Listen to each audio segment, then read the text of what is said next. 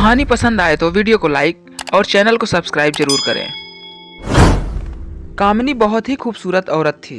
उसे अपनी खूबसूरती पर बहुत घमंड था, लेकिन उसकी शादी बहुत ही साधारण दिखने वाले आलोकनाथ से हो गई थी, जिसे वो बिल्कुल भी पसंद नहीं करती थी।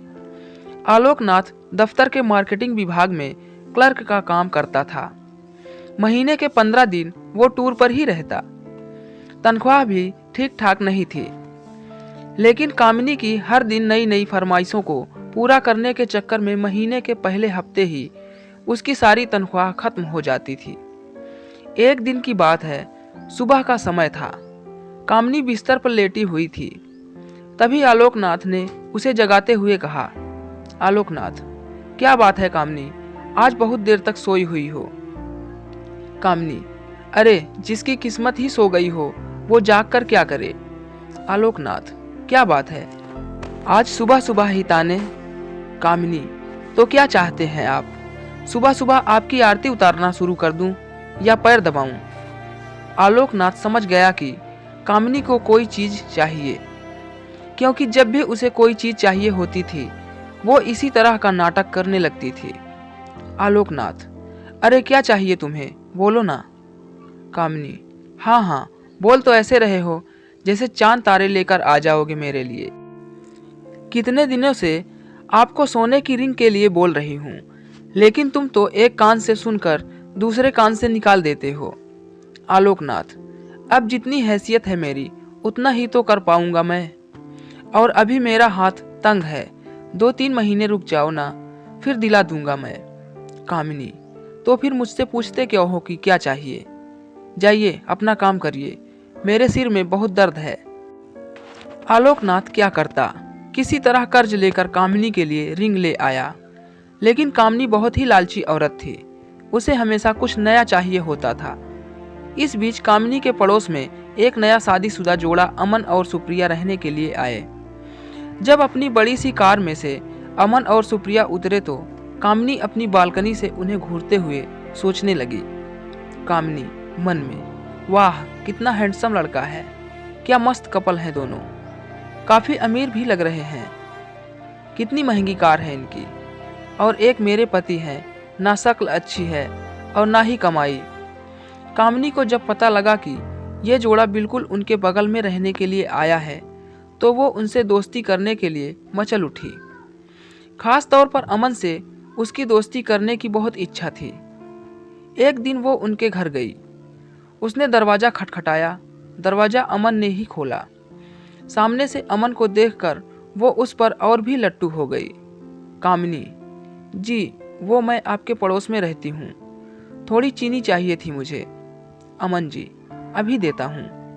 अमन, सुप्रिया सुप्रिया, जरा कटोरी में चीनी तो ले आना। सुप्रिया चीनी लेकर आ गई। अमन ने उसे कामिनी को देने को कहा। इस बीच कामिनी की नज़र अमन के घर पर थी। काफ़ी महंगी और एंटी चीज़ों से सजा हुआ था उनका घर।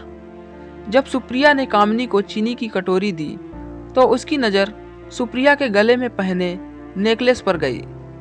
उसने अंदाज़ा लगाया कि यह डायमंड का ही होगा। सुप्रिया और अमन दोनों ने कामिनी को घर के अंदर आने को कहा तो उसने कहा कि फिर किसी दिन। कामिनी जब चीनी की कटोरी लेकर अपने घर गई तो आलोकनाथ की नज़र उस पर गई। आलोकनाथ ने कहा, अरे घर में तो इतनी सारी चीनी पड़ी है, फिर तुम पड़ोस से मांगकर क्यों ले आई। कामिनी बोली, ये बात आपकी समझ में आ जाती तो आप अपने ऑफिस में क्लर्क नहीं होते। धीरे धीरे कामिनी अमन और सुप्रिया से दोस्ती बढ़ाने लगती है। जल्द ही वो उनका विश्वास जीतने में कामयाब हो गई। कभी कभी सुप्रिया किसी काम से बाहर गई होती तो वो सुप्रिया की गैर हाजिरी में भी अमन के पास चली जाती और उससे घंटों बातें करती। अमन हंसते हुए, अरे बस करिए भाभी, आप तो हंसा हंसा कर जान ही ले लेंगी। कामिनी, अरे ऐसा मत कहिए अमन, आपकी जान हमारे लिए बहुत कीमती है, हम तो आपके लिए अपनी जान भी दे सकते हैं।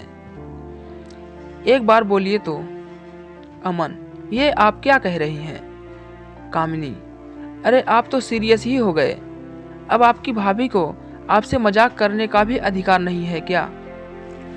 इनडायरेक्टली वो अमन को कई तरह के इशारे भी करती और उसे अपने झूठे प्रेम जाल में फंसाने की कोशिश भी करती, क्योंकि उसे पता था कि अमन बहुत ही अमीर है और वो उसकी सारी ख्वाहिशों को पूरा कर सकता है।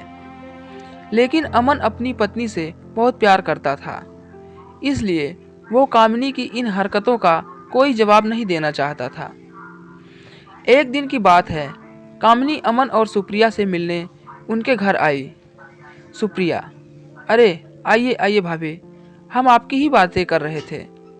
कामिनी, मेरी बात? सुप्रिया, अरे ये अमन तो हमेशा आपकी बात करते रहते हैं। कामिनी, अच्छा क्या कहते हैं अमन? सुप्रिया, यही कि आप बहुत अच्छी हैं, कितनी मज़ेदार बातें करती हैं। आपके जैसी पड़ोसी मिलना तो आजकल के समय में बहुत ही मुश्किल है। सुप्रिया के मुंह से अपने लिए अच्छी अच्छी बातें सुनकर कामिनी मन ही मन बहुत खुश हो रही थी और उसे लग रहा था कि एक ना एक दिन तीर निशाने पर लग ही जाएगा। इस बीच सुप्रिया के भाई की शादी तय हो गई। उसके मायके वाले उसे बार बार बुला रहे थे, इसलिए सुप्रिया को शादी के 20 दिन पहले ही जाना पड़ा। अमन को इतनी लंबी छुट्टी नहीं मिलती, इसलिए उसने शादी के कुछ ही दिन पहले जाने का तय किया था। इधर कामिनी को जब पता लगा कि सुप्रिया 20 दिनों के लिए अपने मायके जा रही है, तो उसने मन ही मन एक प्लान बनाया। कामिनी, यही मौका है अमन को फंसाने का। आलोक भी बाहर है, अपने मायके गई हुई है। सुप्रिया को मायके गए हुए अभी 2 ही दिन हुए थे। रात को 9 बजे कामिनी ने अमन के घर का दरवाजा खटखटाया। अमन ने जरा देर से दरवाजा खोला। कामिनी, क्या बात है अमन, बहुत देर कर दी दरवाजा खोलने में। अमन, अरे भाभी, वो किचन में रोटियां बना रहा था। आपको तो पता है ना, मुझे बाहर का खाना बिल्कुल पसंद नहीं है। कामिनी बोली, अरे तो मुझे कह दिया होता, मैं बना देती। लगता है आप मुझे पराया समझते हैं। अमन ने कहा, अरे नहीं नहीं भाभी, ऐसी बात नहीं है, मुझे खाना बनाना अच्छा लगता है। कामिनी ने कहा, लेकिन मुझे ये अच्छा नहीं लगता कि मेरे रहते हुए आप किचन में खाना बनाएं। कामिनी भले ही अपने घर में कम ही खाना बनाती थी, लेकिन यहाँ तो उसका मकसद कुछ और ही था। वो किचन में गई और उसके लिए फटाफट खाना बनाने लगी। उसने न सिर्फ खाना बनाया, बल्कि अमन को खिलाया भी। अब तो कामिनी सुबह शाम उसके घर आती और उसका खाना बनाती। अमन को कामिनी का ये स्वभाव बहुत अच्छा लगा। एक दिन अमन, कामिनी भाभी, मैं आपको क्या कहूँ, सच में आप मेरी बहुत मदद कर रही हैं। नहीं तो खाना बनाना और ऑफिस भी संभालना सच में बहुत मुश्किल का काम है। एक दिन की बात है, कामिनी सुबह सुबह अमन के घर आई। अमन को लगा कि हर दिन की तरह वो खाना बनाने आई होगी, लेकिन हर दिन वो 8 बजे के बाद आती थी, लेकिन आज तो 7 ही बज रहे थे। कामिनी ने कहा, अरे अमन, वो क्या है ना कि आज मेरा शावर खराब हो गया है। बुरा ना मानो तो मैं आज तुम्हारे बाथरूम में नहा लूं। अमन ने हामी भर दी। इधर कामिनी तो किसी और फिराक में थी। उसने अमन के बाथरूम में कैमरा छुपाया और उसमें ऑटोमेटिक क्लिक बटन ऑन कर दिया। थोड़ी देर बाद वह जोर से चिल्लाई। अमन डर गया कि आखिर क्या हो गया। वो भागा भागा बाथरूम के पास गया। उसे देखकर कामिनी अचानक से उससे लिपट गई और उसे जोर से पकड़ लिया। अमन को समझ नहीं आ रहा था कि आखिर हुआ क्या है। इधर कैमरा अपना काम कर रहा था। कामिनी बहुत देर तक जब उससे लिपटी रही तो अमन को भी अच्छा लगने लगा था, लेकिन अचानक अमन को लगा कि उससे गलती हो रही है, इसलिए उसने उसे झटके से हटाया।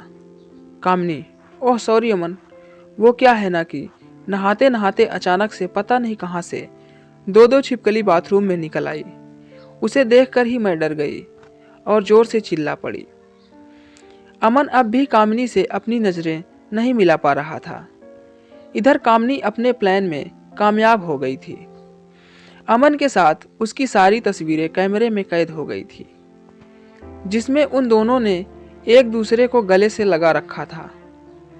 अगले दिन वो सारी तस्वीरें अमन को लिफाफे में अपने घर के बाहर पड़े मिली। उन तस्वीरों को देखकर उसका दिमाग झन्ना गया। तभी कामिनी वहां गई। उसके हाथ में भी एक लिफाफा था। कामिनी, अमन, ये देखो, किसी ने कल हमारी तस्वीरें खींच ली है।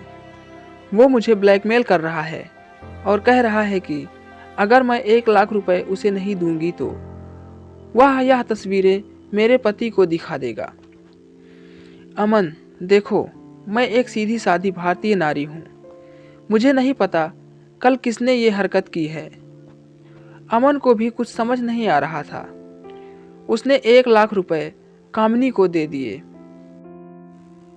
हालांकि उसे कामिनी पर रत्ती भर भी शक नहीं था, लेकिन कामिनी ने एक बार फिर से उससे 5 लाख रुपए मांगे तो उसका दिमाग ठनका। फिर भी उसे ज़्यादा शक नहीं हुआ। उसने 5 लाख रुपए भी उसे दे दिए।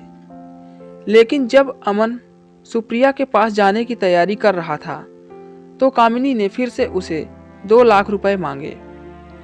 इस बार अमन को लगा कि दाल में जरूर कुछ काला है। हालांकि गलती उससे भी तो हुई थी।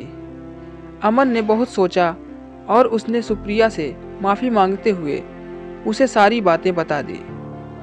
सुप्रिया उसी समय अपने मायके से अमन के पास लौट आई।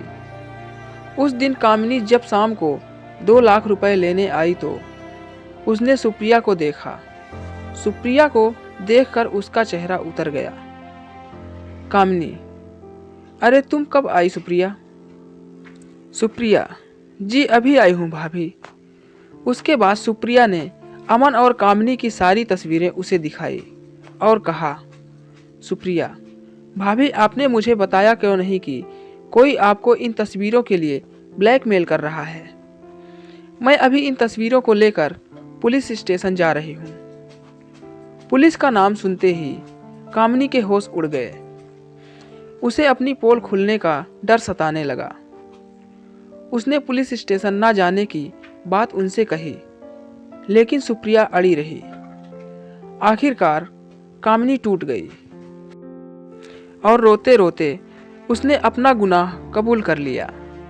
सुप्रिया, मुझे शर्म आती है आप जैसी औरतों पर, जो अपने मतलब के लिए दूसरे मर्दों को फंसाती हैं। अरे आलोक भैया में क्या कमी है? वो बेचारे तो आपको हर खुशी देने की कोशिश करते हैं, लेकिन पता नहीं आपको ऐसा क्या चाहिए जो आपका लालच खत्म ही नहीं होता। कामिनी को अपनी गलती का एहसास हो गया था।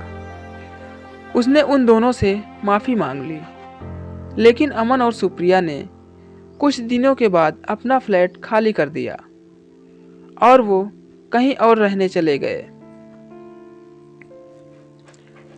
दोस्तों, आज की ये खास और मज़ेदार कहानी आपको कैसी लगी? नीचे कमेंट में ज़रूर बताएं। कहानी अच्छी लगी तो वीडियो को लाइक शेयर ज़रूर करें और हमारे चैनल पर नए हैं तो चैनल को सब्सक्राइब ज़रूर करें। धन्यवाद।